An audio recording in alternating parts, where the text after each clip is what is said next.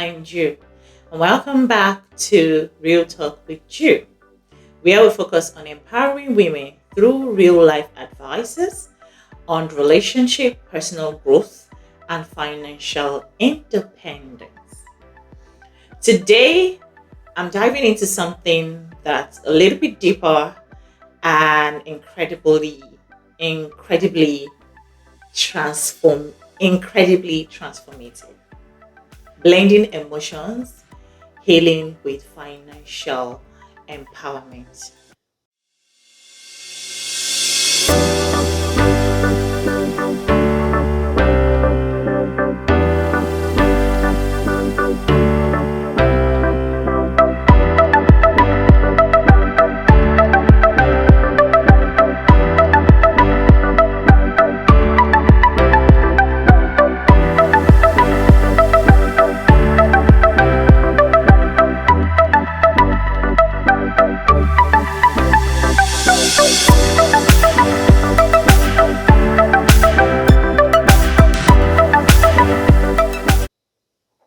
You see, many of us are struggling emotionally while also feeling stuck financially. But here's the truth: these two areas are connected, and when we address them together, we create a foundation of true independence. So let's talk about how to set emotional boundaries and financial goals to pave the way for long term growth. Now let's dive in. The first thing we'll be talking about is emotional healing and boundaries. I have consistently talked about boundaries, and here we are blending your emotional healing and boundaries together. We all carry baggages from past relationship, past traumas, toxic relationship, or even self-doubt. But healing begins when we acknowledge that our feelings are valid and take steps to protect our emotional well-being. And one of the most powerful tools of healing is setting boundaries, which we constantly remind you of.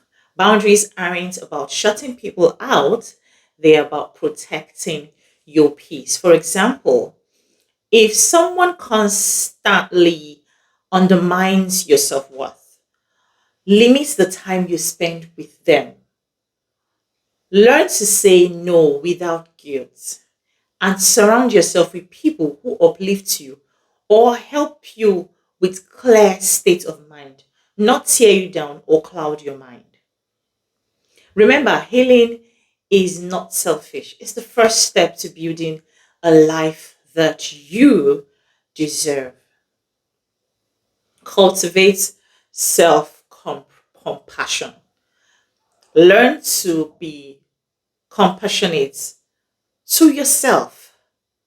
Emotional healing begins when you stop being overcritical and um, practice self compassion, meaning treat yourself with kindness during difficult times.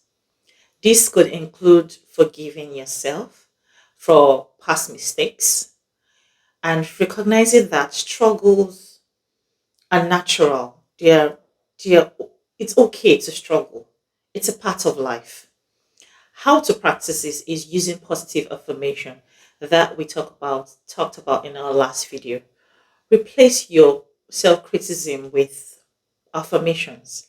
Take time for self-care activities and rest, meditate, or try to do your hobbies, things that make you happy, things that brings you peace or joy.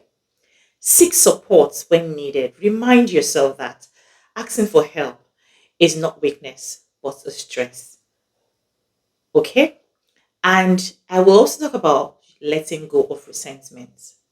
Holding on to anger is resentment. Resentment towards others that have kept you emotionally stuck is deadly and costly to us. Emotional healing often requires acknowledging that the feelings are your feelings are actively okay. It's okay to feel that way and forgive. Those things that they've done to you in the past, let them go. Don't carry them as a burden. The healing is actually for you, the forgiveness is for you. How to practice this is write down your feeling, what you're feeling about your past hurt, and process them. When you write them down, you begin to understand how it has hurt you and why it hurt you. Sometimes you need closure, but that's another way to get closure. Work on reaffirming your self worth. Let negativity go and let the past experience teach you and give you opportunity for growth. These steps helps you create emotional freedom, which is essential for building confidence and clarity in both personal and financial decisions. Let me know if you understand all this and if you've ever done things like this to move forward from emotional health. The number two, part two, we'll be talking about is financial goals. Now, let's talk about financial empowerment. Healing emotionally gives you the clarity to make smart decisions, right? And one of the smartest decisions you can make is to take control of your finances. Here is how to start. Number one, create a budget. Yeah, you saw it coming. Create a budget. Track your income and expenses. Okay, know where your money is going and how much comes in. Number two is set realistic goals. It could be saving like $1,000 or $100 or 1,000 naira or 10,000 naira monthly, or paying off small debts that you've owed. The key is to start small but stay consistent. Number three is invest in yourself, whether it's learning a new skill, starting a side hustle, or even reading about financial stability. Learning things about finances and how to grow and earn more. Small steps leads to big change. Small steps lead to big changes. You don't have to have it all figured out right away. Just start small. And the part three we'll be talking about is bridging emotional healing and financial empowerment together. Like I said in the beginning, these two things, these two parts comes together and they work hand in hand. Now, here's what the magic happens. Here's where it happens. Combining emotional healings with financial empowerment. When you heal emotionally, you're better equipped to make clear, confident decision about your money. And when you're financially secure, you're ready um, to reduce the complications and stress in your life to align with your values. For example, setting boundaries with toxic people can free up your energy to focus on learning new skills and building your side hustle, or even concentrating at work. And as you grow financially, you gain the confidence to work away from situations or relationships that no longer serves you. Here are three additional examples for actions to support your healing. I will say number one example I'll give you to blend this two together, how these two can work together, is practicing self-reflection and accountability. Sorry, accountability. Yeah.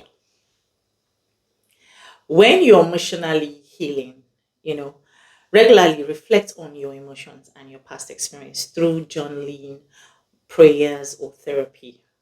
Recognize the patterns of behavior, identify your triggers, and activate um, self address, always addressing yourself. Self awareness is one of the personal key to help you grow. And another thing is financial empowerment. Okay, ask yourself how much you've lost in the past and how much you want to gain in future. This will influence your habits, the way you look at yourself, the way you spend, the way you allow excesses come into your life. And that will help you block out this unhealthy expenses and unhealthy financial habits. Number two that we'll be talking about is build a support system. Emotional healing. While healing emotionally, surround yourself with positive, encouraging network of friends, mentors, or faith-based group like churches. If you're Muslim, you know, faith-based groups to help you strengthen your emotions while you're healing. And in your ground of financial empowerment, level your support network to grow financially. This could mean joining financial literacy group, learning other experience, or participating in cooperative saving schemes, or um, learning work, doing some free jobs to acquire knowledge about those um, areas of life. Okay. Then the third part we'll be looking at is adopting a growth mindset. This is very important. While you're healing, focus on resilience and adaptability. Instead of viewing your life as failed or viewing all your failures and setback as personal flaws, see them as opportunities to learn and grow.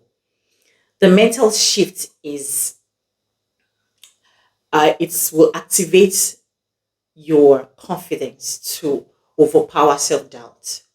Okay. And in financial way, how does this help you financially?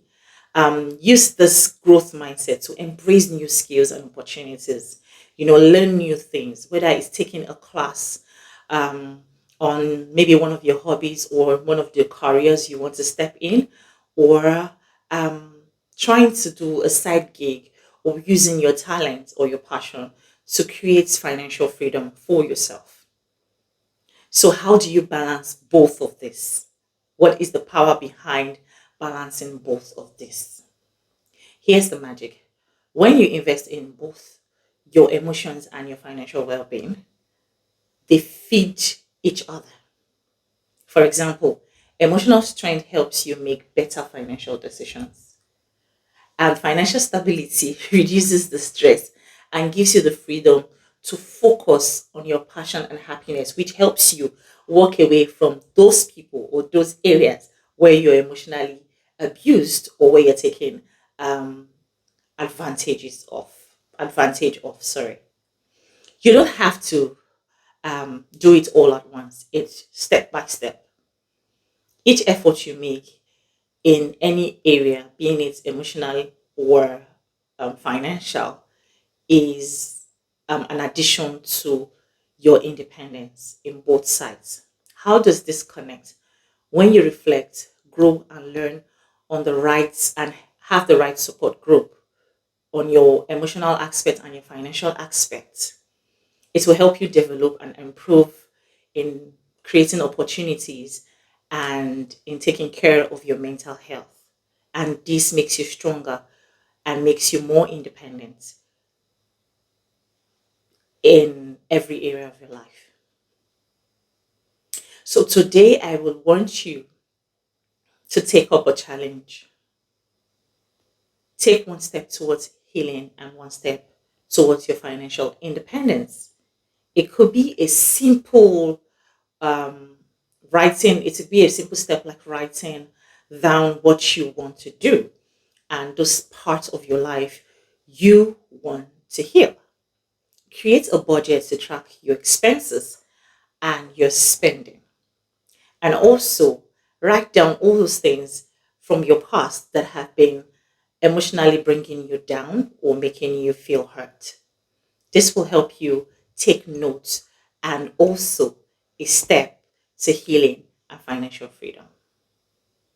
And if you found this video helpful, don't forget to like, share, and subscribe for more real talk and how to build your life that you deserve. Remember, healing and empowerment are journey to a better you. Don't forget to like, subscribe, and share. Thank you for watching, and see you in my next video.